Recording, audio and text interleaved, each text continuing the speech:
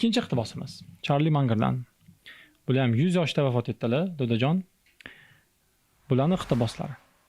Oldiga o'ylang, orqaga o'ylang. Doim teskarisiga aylantiring. Juda ko'p qiyin muammolar eng zo'r teskarisiga o'girilganda yechiladi. Inversiya haqida gaplashamiz. Inversiya nima degani? Agar mana shu ko'rib turgan videolarni hozir inversiya qiladigan bo'lsak, ya'ni teskarisiga o'giradigan bo'lsak, mana oq joylarim qora bo'lib qoladi.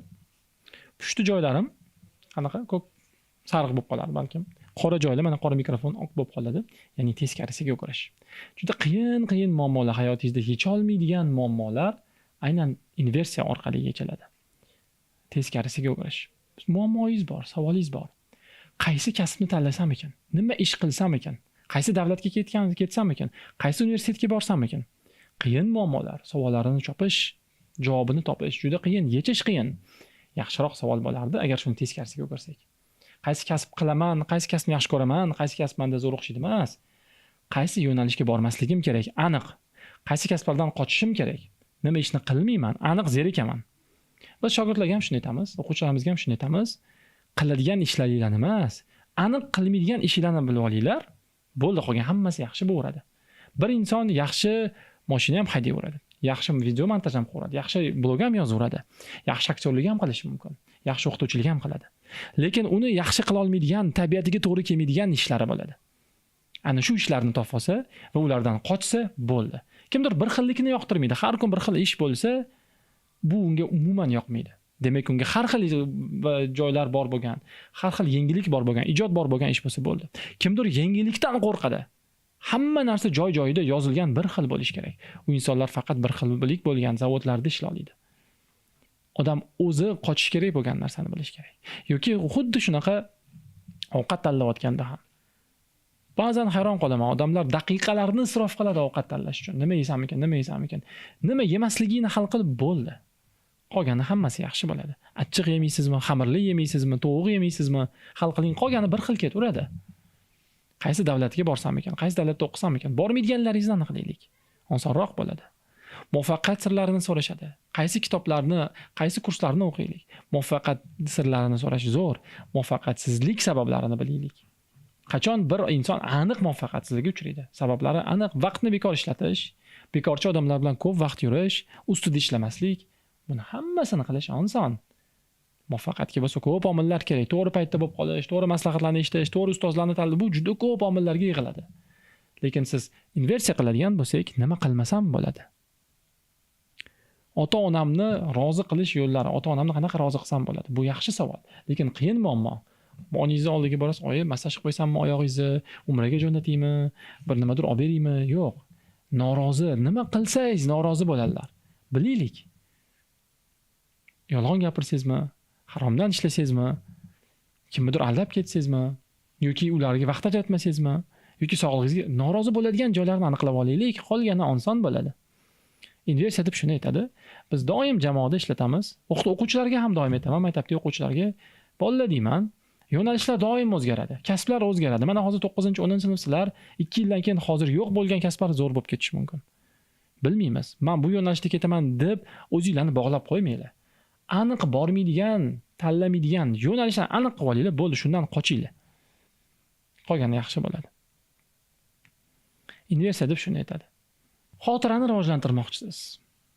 Xotirani pasaytiradigan narsadan uzoqroq bo'laylik. Bekorchi narsalarga qarash, zararli ovqatlarni, zararli ichimliklarni ichish. Umuman qoidani tushundingiz. Inversiya qiyin muammolarni yechishni eng yaxshi usuli. Va biz mana shu 100 yoshli kishini men o'zim ham, biz ham jamoani doim ishlatamiz. Keyingi iqtibosimiz, shunchisi Derek Siversdan. Bizni harakatlarimiz, bizni qadriyatlarimizni ko'rsatib beradi. Real qadriyatlarimizni ko'rsatib beradi. Ya'ni rostakam qadriyatlarimizni ko'rsatib beradi. Chunki qadriyatlar ikki xil bo'ladi. Real va biz real qilib ko'rsatmoqchi bo'lgan. Rostdan bir qadrlaydigan narsamiz va qadrlaydimiz deb o'ylashini xohlaydigan narsalarimiz odamlar. Qadriyat so'ziga bir ozgina ta'rif berib ketaylik. Value so'ziga. Qadriyat nima degani? Qadriyat bir narsa sizga muhim bo'lsa, qadrli bo'lsa. Misol uchun kimdir aytadi, "Meni qadriyatim halollik" deydi. Men nima ish qilsam ham, qancha pul topsam ham, nima yo'nalishda ketsam ham shu menga muhim. Birinchisi shu, shunga qarayman. Qolgani ikkinchi darajali deydi. Kimdir aytadi, men uchun qadriyat oila deydi. Nima bo'lsa ham oilamning yonida bo'ling, ularga yordam bera oling, ularni eshita oling, yordam ola oling, yonida bo'ling deydi. Mana shu qadriyat. Qadrli, muhim o'shana. Qaror chiqarayotganda doim ko'zining oldida turadi. Kim uchundir qadriyati o'zi bo'ladi. Bu ham bo'lishi mumkin. Kim uchundir qadriyat pul bo'ladi. Pul bo'lsa ikkiga yamlamay yutib yuboradi istalgan narsani, istalgan gapni gapirib yuboradi. Pul ham qadriyat bo'lishi mumkin. Qadrli, muhim bo'lgan narsalarni qadriyat deymiz. Va insonlar ko'pincha qadriyatim deb socially acceptable narsalarni aytishadi. Ya'ni ijtimoiy qabul qilingan narsalarni. Oilani qadrlash ijtimoiy qabul qilingan qadriyat. Siz chiqib ko'chada yoki odamlarni oldida yoki mana shunday videoda ham "Meni eng muhim qadriyatim oilam" desangiz, hech kim sizni malomat qilmaydi. Bu oilasini qadrlar ekan, bu bo'lmabdi, ishlash kerak emas, bu bilan demaydi. Ha, zo'r inson ekan deydi. Albatta. Istalgan intervyuni oching, oila muhim degan narsani eshitasiz. Intervyuni ko'rsangiz soat kechqurun 11 da berayotgan bo'ladi, oilani vaqtida berayotgan bo'ladi. Qadriyatni biz ko'rsatadigan qadriyatlarimiz bor. O'shaning uchun ya'ni omma nima der ekan deb ko'rsatadigan. Men yolg'on gapirmayman. Men uchun haqiqat qadrlayman. Insofni qadrlayman, vijdonni qadrlayman, oilani qadrlayman, do'stlikni qadrlayman deymiz. Lekin ishimiz turgan paytda va do'stimiz kasal bo'lib qolgan paytda do'stimizning oldiga boramizmi? Bir sirimiz bor. Do'stimizga aytamizmi? Qadrlaydigan bo'lsak do'stimizni. Menga muhim bilim deymiz. Lekin bilim turganda va Instagram turganda bilimni qadrlaymizmi? Bir insonni va o'zingizni ham qadriyatingizni bilmoqchi bo'lsangiz, harakatlaringizga qarang. Men o'zimga ham o'zim aytaman. Men uchun oila muhim deyman. Men uchun qadriyat muhim, o'quvchilarim muhim deyman. Men uchun haqiqat muhim deyman, halollik muhim deyman. Lekin ba'zan bo'ladi, oilamga vaqt ajratishim kerak bo'lganda ishga ajratib qo'yaman. Oilamga ajratishim kerak bo'lganda qaysidir seminarga ajratib qo'yaman. Ana shu kuni agar mendan so'rasangiz, oilam meni birinchi o'rinda qadriyat, hamma narsadan oldin desam, bu haqiqatga mos kelmayotgan bo'ladi. Shuning uchun ham harakatlarga qaraylik. Bir inson menga yolg'on gapirish umuman ko'tara olmayman. Haqiqat menga qadrli desa-ku, lekin harakatida yolg'on gapirayotganini ko'rsangiz, harakatiga qarab turing. Yo'q, u haqiqatni qadrlasam, u asli qadrlamaydi. Harakatim aytadi. Men vaqtingizni qadrlayman deydi odamlar kelib. Juda ham qadrlayman, lekin kech qolib keladi. Gaplarga emas, harakatiga qarab. Qadrlamaydi rostdan sizni. Kech qolib keldi, kechirim so'ramadi. O'zingiz uchun ham biling. Sog'lig'im muhim deysiz, nima yeyapsiz? Nima ichyapsiz? Gazli narsa ichyapsizmi? Ko'p fast food yeyotgandirsiz, tishingizni yumayotgandirsiz, kech uxlayotgandirsiz. Sog'lig'im qadrli deyapsiz, aniq shunaqami? Aniq qadrlaymizmi? Qadrlasak nima uchun uni ustida ishlamaymiz? Nimaga bir yugurmaymiz? Nega bir tishimizni yuvmaymiz? Nega bir sog'lom vaqtli uxlamaymiz? Nimaga salatlar yemaymiz? Harakatimiz ko'proq biz haqimizda gapiradi. Rostdan. Tasavvur qiling, ikkita odam keldi oldingizga. Mana ikkita istalgan bitta do'stingiz va bitta tanishingiz yoki oila a'zoyingizni tasavvur qiling. Ikkita mashhur odam kelib qoldi birdaniga oldingizga. Baravar so'rashishingiz kerak. Kim bilan so'rashasiz? Kimga birinchi salom berasiz? Kim bilan vaqtingizni ko'proq yetkazasiz? Amakingiz kelib qoldi, mijozingiz kelib qoldi, tasavvur qiling. Muhim mijozingiz katta pul beradi sizga yoki boshlig'ingiz kelib qoldi. Boshlig'ingizga e'tibor berib turib, "Yo, men amakim qadrliroq" desangiz, bu gapingiz yolg'on.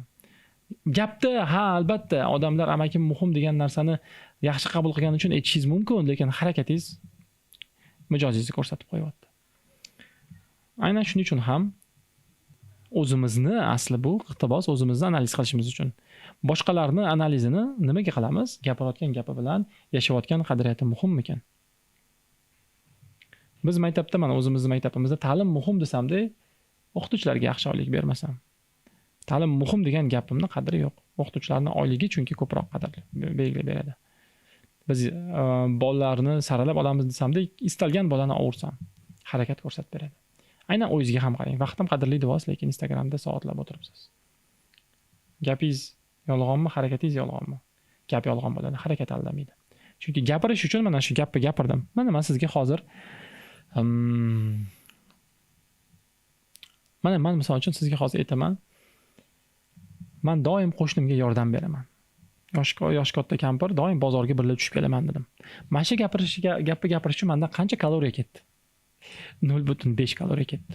Hech qancha energiya sarflanmadi. Lekin rostdan o'sha qo'shni kampirga chiqib bozorgilikka qilish, har hafta yordam berish uchun yuzlab kaloriyam ketadi. Soatlab vaqtim ketadi. Bu yerda 2 sekund vaqtim ketdi, 0.5 kaloriyam ketdi, bu yerda 1000 kaloriya va har hafta 1-2 soat vaqtim ketadi. Inson bir narsani qadrlamasa, kaloriyasini sarflamaydi. Inson bir narsani qadrlamasa, daqiqalarini, soatlarini qadrlamaydi, sarflamaydi. Harakatlarimizga e'tiborli bo'laylik. Biz haqimizda ko'proq gapiradi, gaplarimizdan ko'ra. Bir inson hayotini kuzatsangiz, bir kun, bir hafta u haqida ko'proq ma'lumotga ega bo'lasiz. Uni o'zi yozgan, o'z og'zi bilan yozgan avtobiografiyasini o'qiganingizdan ko'ra. Hozir gaplashdik chunki harakatlar aldamaydi, so'zlar aldaydi.